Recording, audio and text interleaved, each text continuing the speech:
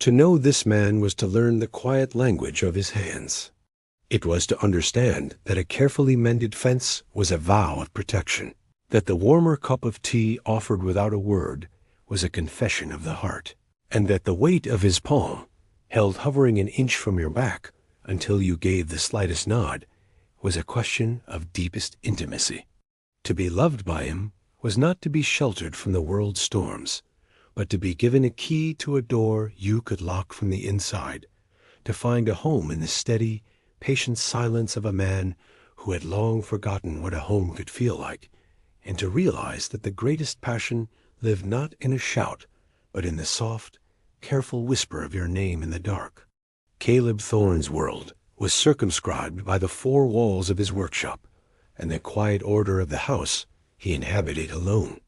Each morning the sun would find him already awake, the single bed in his small room made with a precision that bordered on reverence. The blanket was pulled taut, the pillow a stark white square against the dark wood of the headboard. His routine was a bulwark against the echoing silence of his life. He would light the kitchen stove, the rasp of the match the loudest sound in the house. He'd measure coffee grounds for one, drink it while standing at the window, and watch the town of Havenwood stir to life. His movements were spare, efficient, honed by years of solitude. As the town's carpenter and undertaker, his hands were fluent in the languages of both creation and finality. He could plane a board to a perfect smoothness, or seal a coffin with a gentle, final respect. The townspeople saw a man of immense competence, a stoic figure whose word was as solid as the oak he worked with. They saw the broad set of his shoulders and the quiet capability in his gaze. They did not see the loneliness that was planed into the very grain of his being, a deep, resonant ache for a connection he no longer believed he was capable of. Evenings were the worst. He'd eat his meal at the small kitchen table, the second chair a silent testament to an absence he refused to acknowledge. The lamplight would cast a single long shadow against the wall, his only companion. The house was too still, the air too heavy with the unspoken. He had built this life of orderly isolation as a fortress, but he had, over time, become its prisoner. He'd lie in his bed, the space beside him a cold, empty expanse, and listen to the sounds of the night, the wind in the pines, the distant call of an owl, and the silence inside would answer back, a profound and hollow echo. He didn't know he was waiting. He didn't know the orderly quiet of his life was a held breath, anticipating the footstep that would finally disrupt the stillness and teach him how to breathe again. The disruption arrived not as a storm, but as a quiet confrontation at the edge of town. Caleb was returning from a walk, the scent of pine and damp earth clinging to him when he saw them. Two women, one older, one younger, standing before Mr. Hemlock, the town's foremost landowner, and a man whose piety was as thin as his smile. Hemlock was holding a piece of paper, his voice carrying on the still air, dripping with a false, condescending sympathy. The women were Potawatomi, new to the area, having made a small, temporary camp by the creek. The younger woman, Elara, stood protectively in front of her mother, Lena. Her chin was high, her back straight, but Caleb could see the slight tremor in her hands. He knew Hemlock's methods. The man used contracts and legal jargon as weapons, preying on those who could not read the fine print. Caleb didn't quicken his pace. He simply continued his steady walk, his presence alone a shift in the balance of power. He stopped a dozen feet away, his gaze level, silent. Hemlock faltered, his speech cut short by Caleb's unwavering stare. The landowner was a man who thrived on an audience he could control. Caleb was not that audience. With a huff and a final dismissive wave of the paper, Hemlock turned and stalked back toward town. Caleb did not look at the women. He looked at the place where Hemlock had stood. "He will be back," Caleb said, his voice a low rumble. Lena, the elder, stepped forward. Her face was a beautiful map of hardship and resilience. "Men like him always come back." Her eyes, dark and perceptive, assessed Caleb, seeing past his stoic exterior to the core of him. Elara remained silent, watchful. Her pride was a palpable thing, a shield she held with practiced ease. Caleb cleared his throat, the silence stretching. "I have a workshop. It's separate from the house. It's dry. Has a stove." He wasn't offering charity. He was proposing a practical solution, a transaction. You can stay there. In exchange for some work, the garden needs tending. There is always mending. Lena's gaze flickered to her daughter, a silent communication passing between them. Elara gave a barely perceptible nod. She had not yet looked at Caleb, her attention fixed on the dusty road, as if memorizing the path of their departed tormentor. "We accept," Lena said. She then looked directly at Caleb, her gaze so sharp it felt as if she were seeing the lonely echo in his soul. "I can see the way you look at her, not with the hunger of that man, but with a quiet respect. My daughter desires that too." The words were a quiet shock, a statement of such profound, intimate observation that it left him momentarily speechless. He risked a glance at Elara. She was finally looking at him, her expression unreadable but for the proud, challenging lift of her chin. There was no maidenly fear in her eyes, only a formidable strength. In that moment, Caleb Thorne felt the first crack appear in the fortress of his solitude. The silence he was returning to would no longer be empty. It would be filled with the presence of these two women, and the disquieting, hopeful rhythm of a life about to be irrevocably changed. The first few days were a study in shared silence and careful distance. The workshop, once a dusty repository for seasoned wood and forgotten projects, was transformed. When Caleb entered to retrieve a tool, the scent of cedar shavings was now mingled with the faint, clean aroma of sage. A neat stack of blankets replaced a pile of old canvases in the corner. 2 tin cups and plates, scrubbed clean, sat on a freshly wiped crate. Lena and Elara were ghosts in his ordered world. Their presence felt more than seen. He would leave a bucket of fresh water and a basket of vegetables from his garden on their doorstep before heading to his main workshop for the day. When he returned in the evening, he would find a portion of his own dinner neatly covered on his kitchen table, often a savory stew that was far richer than the simple fare he was used to. Beside it, a stack of his work shirts, their buttons tightened and seams mended with stitches so small and perfect they were nearly invisible. He and Elara barely spoke. Their interactions were a series of quiet, respectful gestures. He'd watch from his window as she worked in the garden, her movements efficient and strong. She moved with a grace that seemed at odds with the difficult work of turning soil and pulling weeds. She, in turn, would watch him. As he split wood, the rhythmic fall of the axe a steady beat in the quiet afternoon, he would feel her eyes on him. It was not a prying gaze, but one of quiet, serious observation. She was learning him, just as he was learning her. Trust was being built not with words, but with the consistent, reliable evidence of their actions. He was a man who provided a safe harbor. She was a woman who tended to that harbor with a quiet, dignified industry. The first real conversation happened over a stuck door. The door to the main house had a habit of swelling in the summer humidity, and one evening, Elara found herself unable to open it to leave his supper. Caleb heard the soft, frustrated rattle and came to help. "It sticks," he said, his voice gruff. "You have to lift as you pull."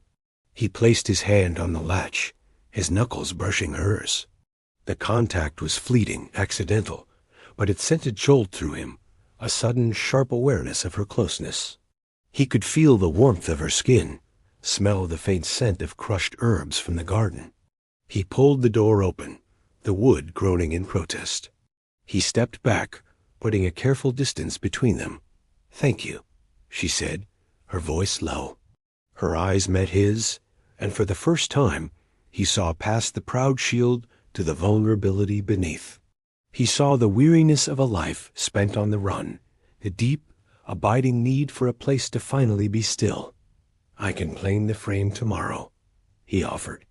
It will not stick after that. It was a simple promise, a carpenter's solution to a practical problem. But in the quiet space between them, it felt like more. It was an offer to ease her way, to smooth the rough edges of her world. Mending a door, he realized, was not so different from mending a life. It required patience, a steady hand, and the quiet willingness to make things right. He went to bed that night, more unsettled than he had been in years. The brief, accidental touch of her hand had woken something in him, a deep, dormant longing. The silence of his house felt different now, not empty, but expectant, waiting for a sound it had not yet learned to name. The rhythm of their lives deepened, the silence between them becoming less about caution and more about a comfortable, shared understanding. It was a language of small gestures, of needs anticipated and met without a word. Caleb began leaving 2 cups out for coffee in the morning instead of one, placing the second on the edge of the porch for Elara. He'd find it later, washed and placed upside down, a silent thank you. One afternoon, he saw her struggling to read the fading label on a seed packet, her brow furrowed in concentration.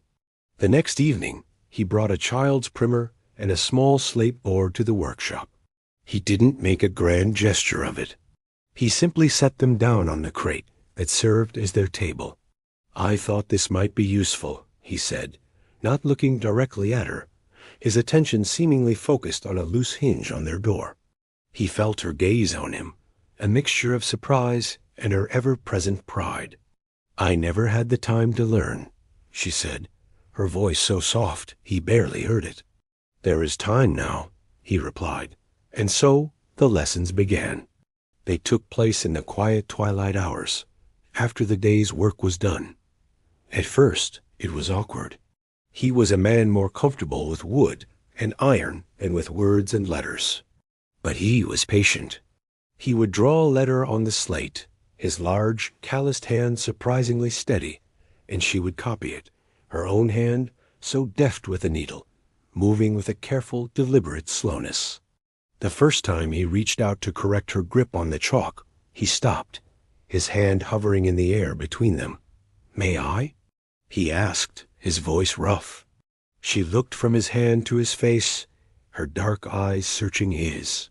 She gave a single, slow nod. His touch was light, almost reverent, as he adjusted her fingers. The chalk was forgotten. The world seemed to narrow to that single point of contact, the rough texture of his skin against the smooth warmth of hers. A current passed between them, a silent acknowledgment of the intimacy of the moment. He could feel the pulse in her wrist, a steady, rhythmic beat. He withdrew his hand more quickly than he intended, a flush rising on his neck. He cleared his throat and turned back to the slate, but the lesson was over. The air was now thick with a different kind of learning. After that, the lessons continued, but with a new, heightened awareness. They were no longer just teacher and student. They were a man and a woman, leaning close in the lamplight, their heads nearly touching, the scent of sawdust and sage mingling in the small space. He was teaching her to read the world, and in return, she was teaching him to feel it. The carefully constructed walls of his solitude were crumbling, not with a crash, but with the quiet, persistent erosion of shared moments, of consensual touch, of a yearning that was slowly, inexorably, turning into hope. He was beginning to realize that the silence he had lived in for so long was not peace. It was the absence of this. A late summer storm, violent and sudden, changed everything. It rolled in from the west without warning, the sky turning a bruised, angry purple. Rain came down not in sheets, but in solid, driving walls of water. Caleb was in his workshop when it hit, and his first thought was of the small outbuilding where Elara and Lena were staying. He knew its roof was old, the shingles worn. He pulled on his oilskin coat and ran out into the deluge.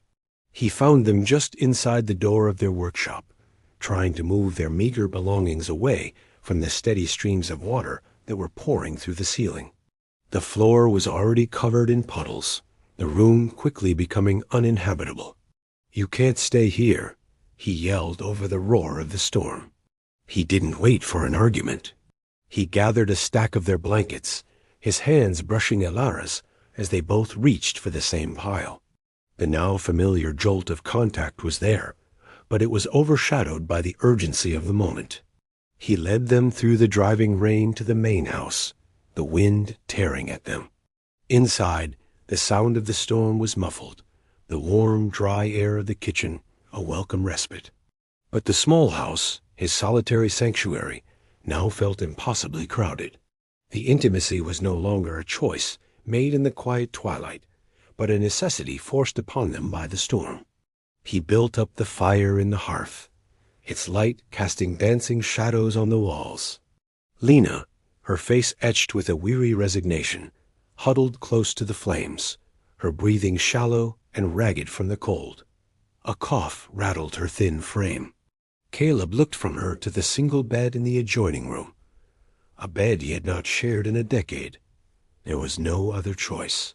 "Your mother should take the bed," he said to Elara, his voice low. "She needs to be warm and dry." He then turned his gaze to the wide, clean-planked floor in front of the hearth. "I will make a pallet for you here. It is the warmest place in the house." He hesitated, the next words feeling monumental. "I will sleep here, by the door. You will be safe." He was not just offering shelter. He was making a vow. He was inviting them into the very heart of his solitude, offering to stand guard over them as they slept. Elara looked at him, her eyes wide in the firelight. The storm raged outside, a wild, chaotic symphony, but inside the small cabin, a profound and deliberate choice was being made. She was not a damsel in distress being rescued. She was a woman being offered a respectful, consensual choice in a moment of crisis. "Yes," she said, her voice a soft, clear note in the storm-filled quiet. "Thank you, Caleb." The sound of his name on her lips, spoken with such simple, profound gravity, was the most intimate touch he had yet known. He made the pallet of his thickest blankets, placing it in the warm glow of the fire. Lena, with a grateful look, disappeared into the bedroom. Caleb took a single thin blanket for himself and settled on the floor near the door, his back against the solid wood. He lay in the darkness, listening to the two distinct sounds that had replaced the storm's fury. The soft, steady breathing of Elara, sleeping by the fire, and the frantic, hopeful beating of his own heart. The storm passed, but the arrangement it had forced upon them remained. Lena's cough lingered, a persistent, worrying rasp that kept her in the warmth of the bedroom. The workshop was left to dry out, its purpose as a home now obsolete. Elara slept on the pallet by the fire, and Caleb on the floor by the door. The small house, once a bastion of solitude, was now a shared domestic space, the proximity both a comfort and a constant low-grade torment for Caleb. Every night he would lie awake, acutely aware of her, just a few feet away. He could hear the soft rustle of her blankets when she shifted, the quiet sigh of her breath as she slept. He would watch the firelight play over the curve of her shoulder, the dark cascade of her unbound hair. A fierce, protective tenderness washed over him, followed by a wave of yearning so sharp it was a physical ache. He wanted to go to her, to lie beside her, to feel the warmth of her body next to his. But his honor, the strict moral code that was the very foundation of his being, held him in place. Her safety, her sense of security, was paramount. He had offered her a safe harbor, and he would not be the storm that threatened it.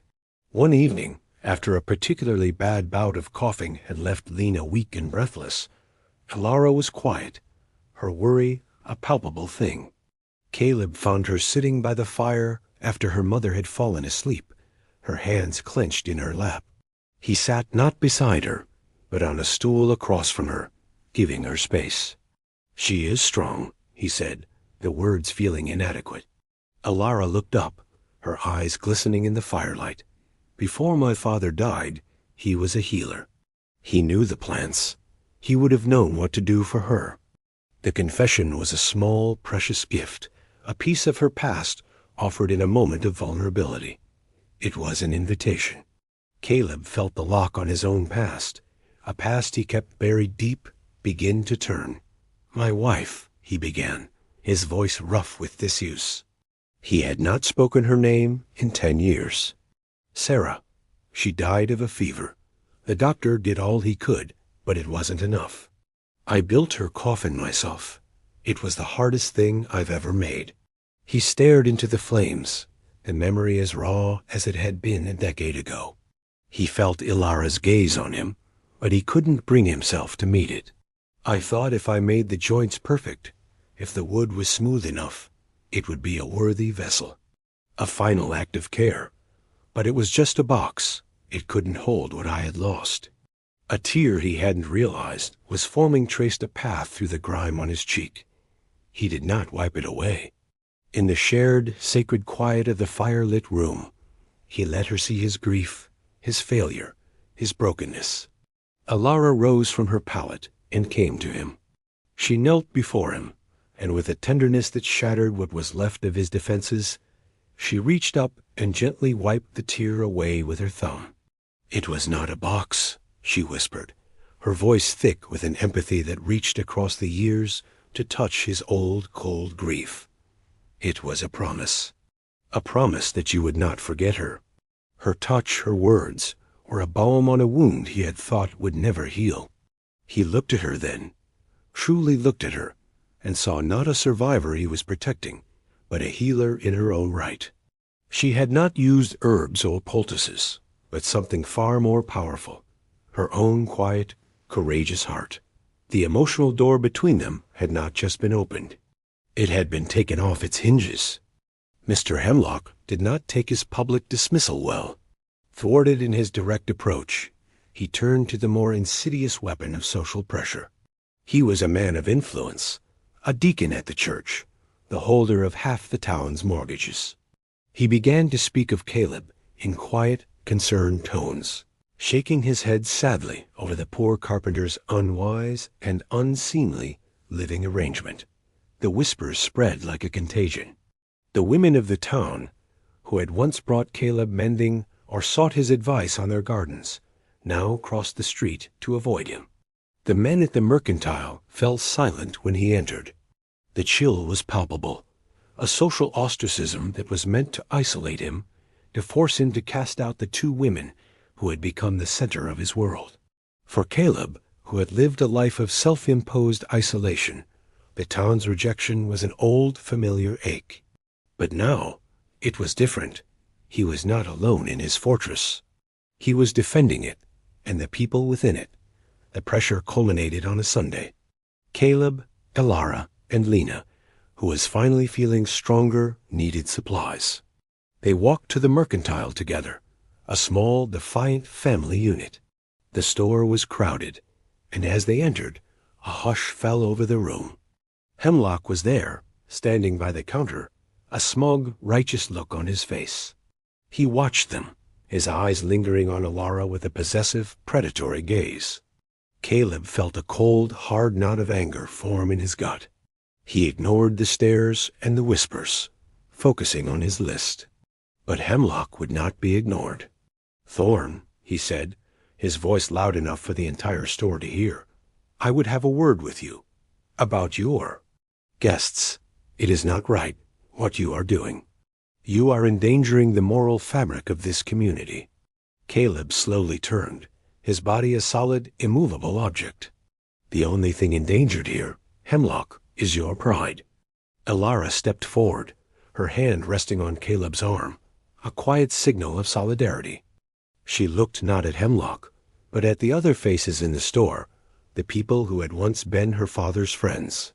"We are not guests," she said, her voice clear and strong, ringing with an authority that had nothing to do with wealth or status. "This is our home." Her choice of the word "our" was a deliberate public declaration. It was a line drawn not in the sand, but in the solid floorboards of the town center. It redefined the relationship in front of everyone. They were not a temporary arrangement, a matter of convenience or charity. They were a family. Hemlock's face contorted in a mask of fury. "You have no right." "She has every right," Caleb interrupted, his voice a low growl. He put his arm around Elara's shoulders, a simple protective gesture that was also a clear statement of partnership. "This woman has honored my home with her presence. Her place is with me. If that offends your moral fabric, then I suggest you find a different tailor." He turned his back on Hemlock, a final, definitive dismissal. They gathered their supplies in the stunned silence and walked out of the store, leaving the whispers and the judgment behind them. They had faced the town, they had faced their accuser, and they had chosen each other. Their bond, forged in the quiet intimacy of the cabin, had been tempered in the public fire of conflict, and it had emerged stronger, brighter, and unbreakable. The walk home from the mercantile was charged with a new, triumphant energy. They had not just weathered the storm of public opinion. They had stood together in the heart of it and sailed through. Back in the cabin, the tension of the confrontation slowly dissipated, replaced by a quiet, profound sense of peace. They had won. They had chosen. The world had tested their bond, and it had held. That evening, as Caleb was sharpening a chisel at his workbench, Elara came to him. She held out a small bundle of cloth. "Your shirt," she said. "The sleeve was torn in the store. I did not notice until now." He looked down and saw a long, jagged tear in his forearm, a casualty of brushing past a nail-studded barrel during their tense exit. He hadn't even felt it. He took the shirt off, his back to her, and handed it to her. As she took it, her fingers brushed against a long, faded scar on his back. "What is this?" she asked softly. He tensed. It was a wound from his past, one he had never spoken of, a relic from a life he had tried to bury. He turned to face her, the vulnerability of his bare torso, a mirror of the emotional nakedness to come. "Before Sarah," he began, his voice low, "I was not always a carpenter. I was something else. I worked for men who paid for my strength, not my skill. I did things I am not proud of. I left that life when I met her. This scar is a reminder." He had expected judgment, perhaps even fear. Instead, he saw only a deep, compassionate understanding in her eyes. She reached out, her fingers tracing the path of the old wound, her touch sending a shiver through him that had nothing to do with the cold. "It is a part of the man you were," she whispered. "The man you are now, he is a good man, Caleb Thorne." She looked at the torn shirt in her other hand. Wounds can be mended. It was his turn to confess. He looked at her, his heart in his eyes. "Elara," he said, his voice thick with an emotion he no longer tried to hide. "I am not a man of pretty words. All I know is that my life was an empty room before you and your mother came. You have filled it. You have made it a home." He took a deep breath, the next words the most important he would ever speak. "I want you to stay, always, as my wife, if you will have me." He did not touch her. He did not move closer. He stood before her, his past and his heart laid bare, and offered her a choice. It was the greatest act of respect he could show her, giving her complete agency over their future. A slow, radiant smile lit up her face, a dawn breaking after a long night. "I have been home," she said, her voice catching, "since the day you taught me my letters." She closed the small distance between them and rose on her toes, pressing a soft, chaste kiss to his lips. It was not a kiss of fiery passion, but of deep, abiding love, a quiet vow sealed in the sanctuary of their home. The torn shirt lay forgotten, a symbol of a past that could be mended, while they stood on the precipice of a future they would build together. The days that followed their quiet engagement were filled with a gentle, joyful light. The threat of Hemlock had faded, his power diminished by their public stand. The town, for the most part, had retreated into a grudging acceptance. The peace they had fought for had settled over the small homestead, a peace that was no longer about solitude, but about a deep and abiding companionship. The aftercare, the quiet tending to one another, became the rhythm of their lives. It was in the small, everyday gestures. It was in the way Caleb would now watch Elara's hands as she did her beadwork, not just with admiration for her skill, but with a profound love for the person creating the beauty. One afternoon, he found her hunched over her work, rubbing her temples. The fine, intricate work often gave her headaches. Without a word, he went to her, his large hands gently kneading the tension from her shoulders and neck. He asked for nothing, expected nothing. His touch was a question, an offer of comfort, as she leaned into it with a soft sigh, a nonverbal yes that spoke volumes. His service was his love language, and she was now fluent in it. She, in turn, tended to him. His hands, the tools of his trade, were calloused and often nicked and cut. One evening, she took his hand in hers, tugging softly at a fresh cut on his knuckle. She brought a basin of warm water and a clean cloth, and, with a tenderness that made his heart ache, she carefully washed the grime and wood dust from his hands. She dried them gently and applied a salve of her own making, her touch soothing, healing. He watched her, this strong, proud woman, performing such a humble, intimate act, and he was overwhelmed with a love so profound it felt like a physical force. He had spent his life using his hands to build and protect. She was the first person to ever care for them. Their love was a quiet thing, a slow burn that warmed them from the inside out. It lived in the shared meals, the easy silence, the way they moved around each other in the small cabin, a dance of domestic harmony. They were two solitary people who had learned to be a unit, their individual strengths complementing each other perfectly. One night, as they sat by the fire, Elara feeding a warm broth to her mother, Caleb watched them. Lena caught his eye and gave him a soft, knowing smile. Later, when Elara had returned to her seat by the fire, Lena spoke, her voice a low murmur meant only for him. "I told you my daughter desires respect," she said. "You have given her that. You have given her a home. You have given her a place to be not just a survivor, but a woman. Her heart is safe with you." It was a blessing, a mother's affirmation of the choice her daughter had made. It was the final, quiet seal of approval on the family they were building.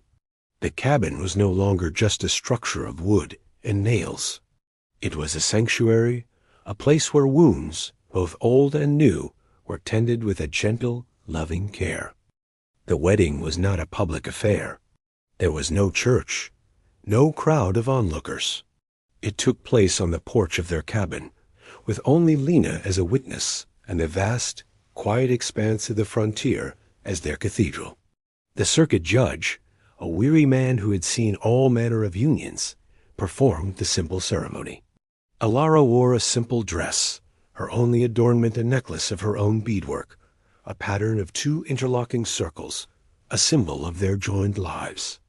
Caleb wore a clean work shirt, the collar mended with Elara's neat, nearly invisible stitches. He had no ring to give her. Instead, he had spent a week carving a small, intricate wooden box. When the judge asked for the rings, Caleb presented the box to Elara. She opened it. Inside, nestled on a bed of dark velvet, was not a piece of jewelry, but a single, ornate, handcrafted iron key. It was the key to the front door of the cabin. "This house was just a place to sleep," he said, his voice low and steady, his vows spoken in the plain, direct language of his heart. "You have made it a home. This key is my promise. That it is your home, always. That you are safe here, that my heart is yours to keep."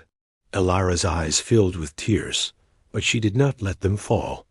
She took the key, its weight solid and real in her hand. She had no token for him in return, nothing but the vow she had prepared. "I came to you with nothing but my pride and my sorrow," she said, her voice clear and strong. "You gave me shelter. You taught me to read words, but you also taught me to read the heart of a good man. I have no key to give you, for you have always held the key to my own heart. I will be your partner, your friend, and your family. I will share your burdens and celebrate your joys. This home you have given me, I will fill with life." The judge, visibly moved, pronounced them man and wife. There was no grand, passionate kiss. Instead, Caleb took her hand, the one not holding the key, and raised it to his lips, pressing a gentle, reverent kiss to her knuckles. It was a gesture of fealty, of devotion, of a love that was grounded in respect. Lena beamed, her quiet joy a palpable presence. The three of them were a family, forged not by blood, but by choice, by shared hardship, and by a love that had bloomed in the most unlikely of soils. The sun began to set, painting the sky in hues of orange and purple. They stood on the porch of their home, no longer two separate, lonely souls, but a single, unified whole. The quiet promise of their vows hung in the air, a testament to a love story written not in grand pronouncements, but in the steady, quiet rhythm of their life together. Their first night as husband and wife was as quiet and as tender as the vows they had spoken. After a simple meal, Lena retired to the bedroom, leaving the main room and the future to them. The single cot that had once been Caleb's was now neatly made with the best quilt, a wedding gift from Lena. A single lamp burned on the bedside table, casting a soft, golden glow. A new shy tension settled between them. They were husband and wife, but they were still Caleb and Elara, two people who had learned each other through careful, deliberate steps. He would not rush this. He banked the fire for the night, the familiar routine a comfort. When he turned back, Elara was standing by the bed. "I am afraid," she whispered, the admission a startling, courageous act of trust. He went to her, stopping a foot away, giving her space. "Of what?" he asked gently. "I have spent so long being strong," she said, her gaze fixed on the floor. "So long being the survivor. I do not know how to be soft, how to be a wife." He reached out, his hand hovering before he gently cupped her chin, tilting her face up to his. "You do not have to be anything but who you are," he said, his voice a low, steady anchor in her sea of uncertainty. "You are Elara, my wife, the strongest, bravest woman I have ever known. There is nothing you need to do, nothing you need to be. Just be here, with me." He saw the fear in her eyes recede, replaced by a dawning trust. "Only if you want," he added, his voice barely a whisper, a final, crucial vow of consent. She gave him a small, watery smile and a slow nod. It was the only answer he needed. He did not move to embrace her. Instead, he sat on the edge of the bed and began to unlace his work boots, a simple domestic act that stripped away the last of the tension. He was not a suitor claiming a prize. He was a husband preparing for bed. She followed his lead, sitting beside him, a brush of their knees sending a quiet tremor through them both. She began to unbraid her long, dark hair, her fingers moving with a practiced grace. He watched, mesmerized. When she was done, she turned to him. The lamplight caught the soft curve of her cheek, the deep, trusting darkness of her eyes. It was she who made the final move. She reached out and took his hand, her fingers lacing with his. It was an invitation, a choice. Together, they blew out the lamp, plunging the room into the soft, forgiving darkness. They lay down, not in a tangle of limbs and urgent passion, but side by side, their hands still clasped between them. In the quiet of their room, they listened to the sound of each other's breathing, a steady, comforting rhythm. This was their wedding night, not an act of possession, but a quiet promise of shared warmth, of a future filled with nights just like this, safe in the harbor of each other's arms. The future they built was a quiet tapestry, woven from the threads of their shared routines. It was a life measured not in grand events, but in the steady accumulation of small, intimate moments. Mornings began with the shared ritual of making coffee, their hands brushing as they reached for the same pot, a silent language of familiarity and ease. Caleb would go to his workshop, the sound of his hammer a steady, comforting heartbeat in Elara's day. She would work in the garden, her hands in the earth, cultivating life and beauty. She continued her beadwork, her intricate patterns now telling new stories, stories of home, of safety, of a love that was as strong and as resilient as the dragonfly Caleb had carved for her. Their house was no longer silent. It was filled with the soft sounds of life, the murmur of their voices, the gentle click of Elara's needle, the crackle of the fire, the sound of Lena humming a soft, old song in the corner.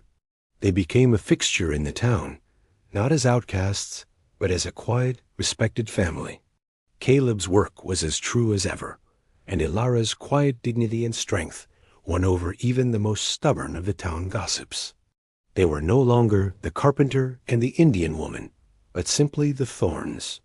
Their love deepened with each passing day, a quiet, steady flame that warmed them against the world. It was in the way he would bring her a wildflower from the woods, its stem carefully wrapped in a damp cloth. It was in the way she would save him the best piece of bread, still warm from the oven. It was in the way they could sit for hours on the porch in the evenings, saying nothing, their shoulders pressed together, their hands intertwined, watching the stars appear one by one in the vast, dark sky. One evening, a year after their wedding, Elara came to him as he was finishing his work for the day. She was holding something in her hands. It was a small, beaded pouch, made in the deep blues and whites of a twilight sky. "For you," she said. He took it. It was exquisitely made, the beads cool and smooth beneath his rough fingers. He opened it. Inside was a single, perfect eagle feather. "For the protector," she said softly. He looked at her, his heart full to bursting. He was no longer just her protector. He was her partner, her husband, her friend, but he understood. The feather was a symbol of the man he had been, the man who had offered a safe harbor to a woman in need. He reached into his own pocket and pulled out the small, carved dragonfly he had made for her. He had carved a second one, identical to the first. He pressed it into her hand. "For the survivor," he said, his voice thick with love. They stood there in the fading light of the workshop, the scent of cedar and sage around them, holding their exchanged tokens. Their love story was not one of storms and rescues, but of mended shirts and carved wood, of shared silences and quiet vows. It was a story of two lonely people who had found in each other a home, a partnership, and a love as solid and as enduring as the ancient pines that surrounded their small, peaceful corner of the world.